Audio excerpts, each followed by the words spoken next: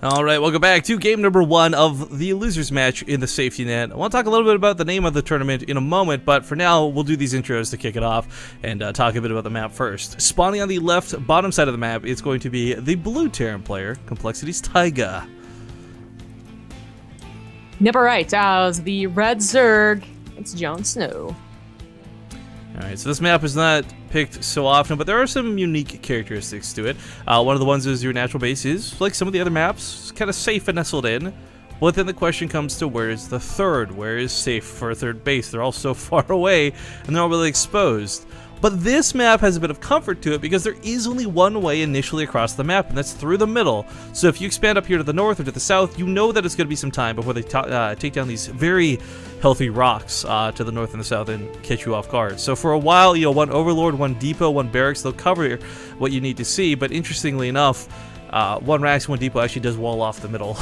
So Just throwing it out there, you could wall off and take all the bases, and there would not be anything they could do about it. yeah, you have a jolly good time. But shout out to Candyman, or X1 Candyman and 1X for subbing to the channel. Thank you very much, sir. But okay, the safety net was a tournament we had come up with a kind of a novelty concept, and I'm glad that the timing of this will finish. Our tournament will finish before WCS Premier starts. The idea behind a lot of this tournament was there's so many good players like Tyga, like JonSnow. They didn't make it to WCS, and that absolutely sucked because they're some of the better players North America has to offer. Sadly, you know, we're not exactly Scrooge McDuck over here. We don't have $10,000 we could throw together for an online tournament. I wish we did, but we took what we could, and we tried to put on a great tournament for these guys. And we've definitely seen good games from everybody up to this point, and you know, through the qualifiers, through the group stages. And I hope if nothing else, they've won a couple of extra fans, win or lose, because again, the whole idea of this tournament is they're not getting the exposure of WCS, they're not getting the prize pool of WCS. We're just trying to help out what we can, where we can. Who is Scrooge McDuck? Are you serious right now? Yes. Are you 100% serious right now? Yes, I have no idea what that is. Like Disney? Like DuckTales?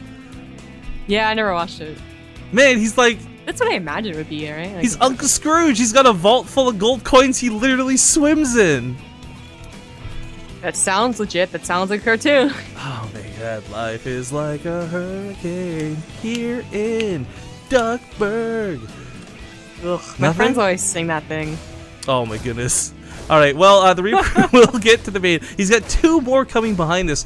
The bunker's in a really interesting spot, as it is a healing hut of sorts. It's not really in range to shoot anything vital, but it will let the Reapers sort of nestle in safely while the Queens poke away at them. So the regeneration of these Reapers will outclass the regeneration of Zerg by and large. What really sucks for JonSnow right now is they didn't get gas. So we'll have the Queens for defense, and that's great. I mean, they're good against Reapers, but what you really want to be able to do is, like, kill the freaking Reapers. And, you know, a surround with speedlings is usually the way to go. I guess Roaches is also the next possibility, but hey, that also requires gas. Yeah, everything he's doing is going to be without gas. So 2 extra Queens coming out, it's not a bad choice at all. He did kind of go light on the Reapers behind this. Oh, never mind. Just guess he was getting command set up. So I wasn't sure what his plans were to continue. Reapers can snowball very quickly. There is, I don't think, any other unit in StarCraft 2 that snowballs as badly. Stalkers obviously do, but in the late game. So early like this, even Queens are going to have a fun time pushing these back. But the longer they're alive, the better chances of transfuse available. Thing is, even if there were speedlings, like all these things are speedlings, they still won't be able to take on all the Reapers by themselves. Reapers are really surprisingly strong, and this is a very, very good map for this build. I'm surprised he's kind of clumping up the Reapers. Like, we're not seeing more micro, like pull the one weak one back, or like he's just playing very safe and not risky. I don't like that he's kind of abandoning ship though, because by doing this is such a waste of an investment. I mean, this many Reapers, that's so much gas. That's another command center. Like, you've lost out on so much and gotten so little for it. Yeah. But cool move to take on the rocks. Yeah, this prevents a counterattack. This is actually a great idea. Yeah, but it's still, the Reapers still won't be very helpful with the main pushing force, unlike Hellbats. You know, keep Helens alive, definitely, because they're not Hellbats, but Reapers don't turn into something greater.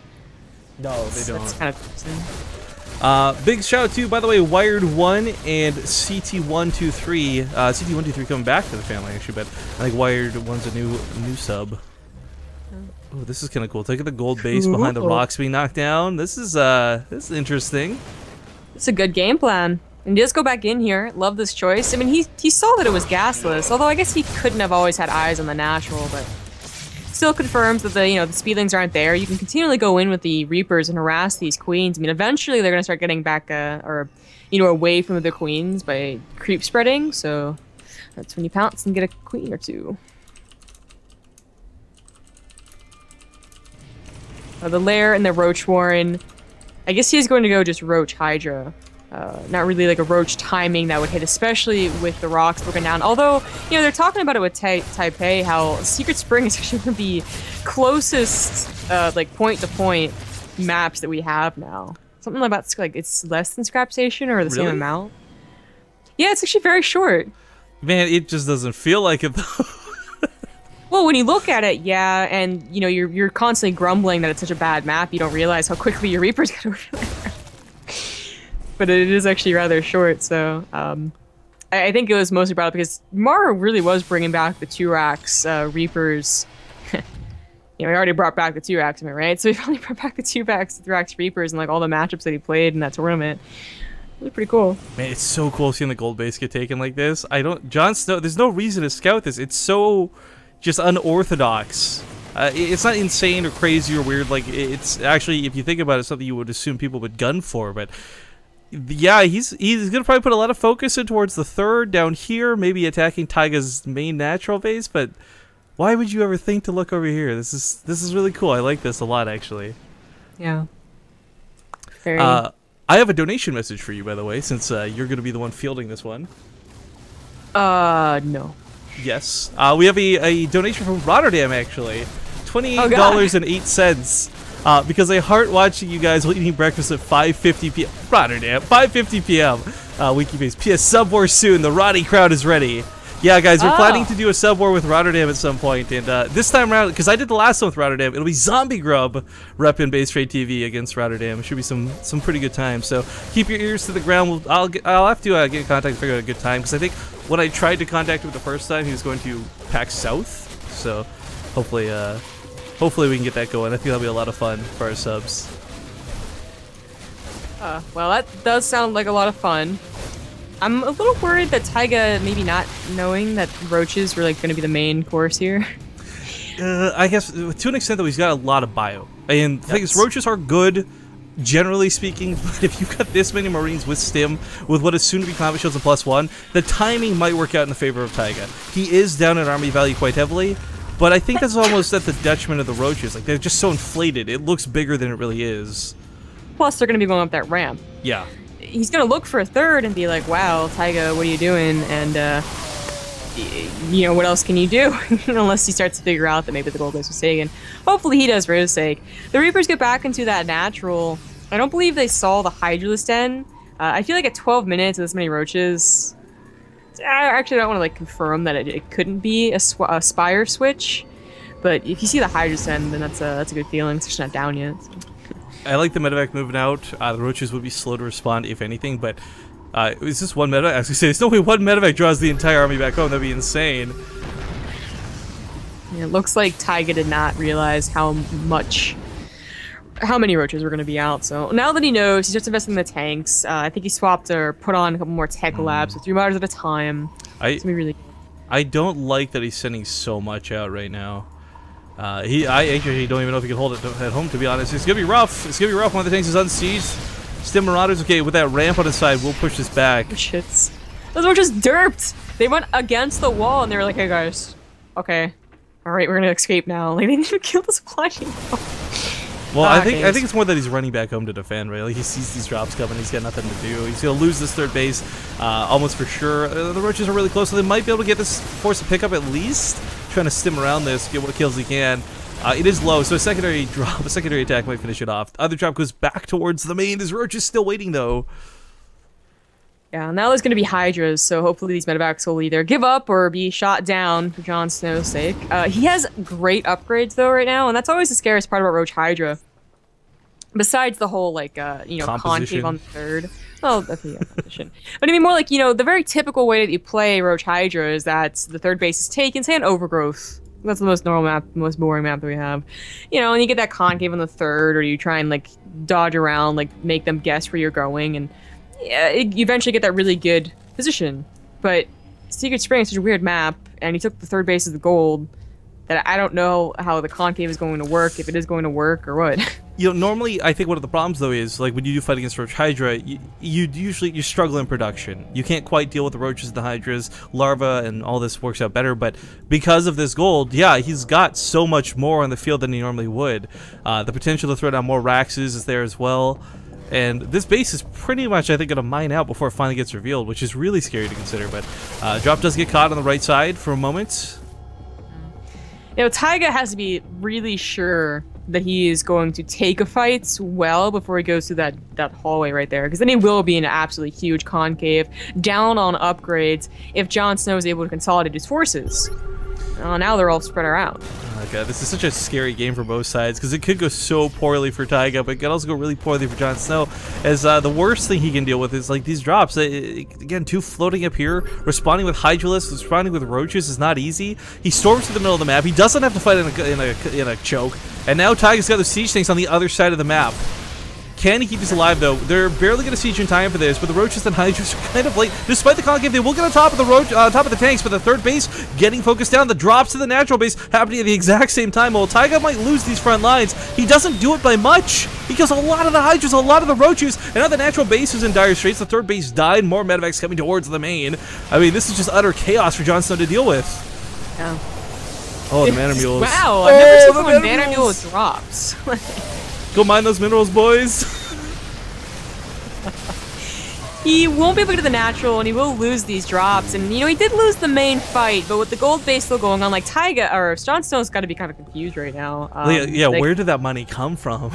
Yeah, like, not only do I think you don't have a third base, but, like, there's a little bit extra, too. Like, whereas you got a gold base as well. So he sees what he thinks is maybe the first third. And when it's a planetary, he's going to be extra confused. He also missed out on that one timing. Like, Tyga lost that fight a lot to do because he was down 2 upgrades. You know, T2 hadn't finished, but now it is going to finish. So JonSnow really has nothing going for him now. Well, Fungal Growth might be able to help a bit, catch some of the army out of position, prevent the siege tanks from doing what they want to do. But you're right. Like, for the most part, it's the uphill battle for the Zerg player. Oh. He may be able to snipe the third, but it's really done its job. It's mined out an entire gold base. I mean, okay, some Raxes might get canceled. Whoop-de-doo. The barracks there seem unnecessary. I know, you can put them over here safely. But he does have a new actual third base up and running now. So the Roaches and Hydras trying to get on top of this. They're not going to take the easy fight they did once before. In fact, there's more Hydras than Roaches this time around, so it's a much squishier army. Significantly less durable. A couple of bunkers placed down over here is kind of cool to see. The CC's lifted, but it's going to die because, well, it's Hydras. I thought he was going to defend this, but he was a little bit scared to get in there. Yeah. Despite having, you know, yeah, he has a couple in the army supply that drops. The tanks do have to be sieged to be, you know, the effective army fight that they are. But the upgrades are even. It is, as you said, mostly Hydras, so I really feel like he could take that fight. Well, the drops in the main are not going to be dealt with easily. We do have a couple Roaches scuttling back home to defend and trying to consolidate in the main, but this is the lair going to go down, maybe? No, actually chooses to just kill the fourth instead. Alright, yeah. Doesn't quite know where the army is. Marauders deal a lot of damage to buildings, you know that? Yeah, them and Thors, what a surprise, right? Well, this is kind of an odd way to push. Secret Spring is so, like, you know, it's not chosen a lot, so we don't usually see the rocks broken at all. Much as a push coming through the left side. Well, a couple of the creep tumors gonna get cleaned up to start. Not a bad choice, but he does have another army running down the middle of the map. This one's gonna get caught. Kind of sucks losing this many Marines and especially the Marauders for what is possibly free, but we do have those drops ready to go back to the main, segmenting around the long way. And of course, a really large army, which I think use the ledges, maybe siege up behind the mineral lines and at least take out the gases. I don't know when that Overlord moved over, but it now sees how far gone the gold is, so. That's gonna be a real kick in the nuts right there, just seeing that. It's not that you let it get up, it's that you didn't scout it till it was already done. Yeah. You know, they're both maxed out, so technically JonSnow, with some good fungals and good positioning, can still take a pretty good fight. But, you know, with that 3-3 on the way, the fourth base being reestablished, it's gonna be hard. A hard game as you go into the late game. We finally have that Spire on the way, so he's gonna be going up to zone 3-3, but far, far behind. And is he gonna invest in the Vipers? They would be good for the tanks. You know, I'm wondering. Here's the real question, right? Does he take the other gold base? Dude, I was wondering that too. But I didn't miss anything. I feel like it would be so bold. Like that, like, okay, he mana muled once, so I don't think he can take the gold base now, right? Like, karma is not on his side. Yeah, right. The thing, if you guys don't know, is that the rocks actually, like, block off one gold base, but not the other. It's, like, your gold base, quote-unquote, despite how far away it is. Yeah, like, the rocks had been up here before, so this one would be a little bit cut off. Yeah. He is going to come with the Roaches and the Hydras. This army could take the fight. I feel there's more than enough Marauders here, but they're not going to be able to cover the command center, much less these Raxes. And it is going to lose. This is going to suck to lose 3 Raxes, especially with reactors on each of them. Judging the Rax position so hard. At least lift them. Like, well, perhaps a little bit scared because there was a drop on the other side of the map. Takes on another important base. Keep in mind, JonSnow, he's only at 55 drones. He's not really got the greatest bank in the world, and his third base hasn't been mining that much as it was killed earlier. So it's kind of a weird situation for him. Normally you want to have like a 5k bank with tons of gas ready to go, but he's had to constantly invest in infestors, pardon me. He's finally got the, I guess, same difference, right? Spire coming out. I mean, so much of this game has been just really wonky for him. Scrappy, I guess is a better word. What's really funny about these games too, I mean, I guess like any game in StarCraft, right, is that they can kind of like tumble like either way pretty quickly. Like good like Fungal Growth and Viper Blinding Clouds combined can just absolutely terrorize like any type of army. But on the other hand, if you get through those Roaches, you know, you're suddenly like, okay, well, I'm still at a good supply, but it's all Hydras and they just like dip down hard. Remaxing's really hard after that, so this is still a very tight game. Oh, the Fungals. Those are the Fungals, see? Those are the sickest Fungals. He needed to take a really good engagement. JonSnow, oh, can he do it though? Can he break the tank line without Blinding Clouds or anything? He's going to still take a lot of damage. Well, he might kill the army here. I don't believe this is enough to move it in the game just yet. Production should be able to cover Tyga for now. Drops in the main. What are they going to go for? Static Defense? It's really nice that he kept all of those Hydras alive. Remaxing on Roaches made that bank look so much better. Yeah. You know, he still has a bank, and he did remax. Or almost remax. And this is all off the back of, like, losing bases constantly. Like, he's really only been, like, a stable third 3-base economy, not really ever a 4 until now. Man, I can't believe that this is going to the 25-minute mark. That, you know, we had the Mana Mules drop, we had an entire gold base mine out, but still, Tyga can't push the win. And what's really impressive about this isn't like the karma, you know, that everyone wishes Tyga was like beating the bad end of because of those Mana Mules, but it's the fact that JonSnow with Roach Hydra has managed to minimize his drop damage so severely. There's so many times we see really good, how the Koreans even face off against Terraformers, dropping them, going Roach Hydra. They just can't keep up with it. But JonSnow has really not taken such bad damage from these, and Tyga's been pretty relentless about it. Yeah. Well, I think what we had to consider is also that gold base was a huge surplus, and that's awesome. But it did die down, and he still wasn't on, like, the 4th and 5th base that he has now. If these bases were here, like, you know, 10 minutes ago, Tyga would have a much bigger bank. He's been kind of struggling to get up from to max himself. He's finally getting up there, but, you know, with no bank, so... I think that's why there's kind of like a dip at that point. Like, I don't know if we have the graphs, but... It's kind of like an adrenaline rush. Like, it was good for a while, but then now you're feeling like all tired and exhausted, and that's kind of been the case. But he finally does have all these extra bases up. In fact, one of them's covered by the rocks, so he's just going to mule this one like nuts. Maybe even Medivacs and SCVs over. But 3 factories down here, 4 in total. He's definitely going to have the tank count to produce if he needs to. But I don't know if he's ready for these Broodlords. It's such a weird thing to see because so many times it's like, oh, why go Broodlords? You'll just get stimmed, right? But there's no Viking coverage. There's no Thors. There's no Widowmines. There's nothing for these to really worry about. And because Tyga's tunnel vision so heavily on the Roach Hydra, he's got a great anti-Roach Hydra force, but not necessarily anything to even deal with the Broodlords. Yeah. Those Marines, you know, even if they want to stim underneath them, Fungal Gross, back away. Ooh, very dangerous. The last time he took an engagement went absolutely poorly, so now we have Broodlords combined, and I am maybe not so confident in Tyga here. He's maxed. There's like he can even start Viking production. He doesn't have 7 starports down ready to go. This is just all sorts of bad for him. Sieging up into the Broodlings?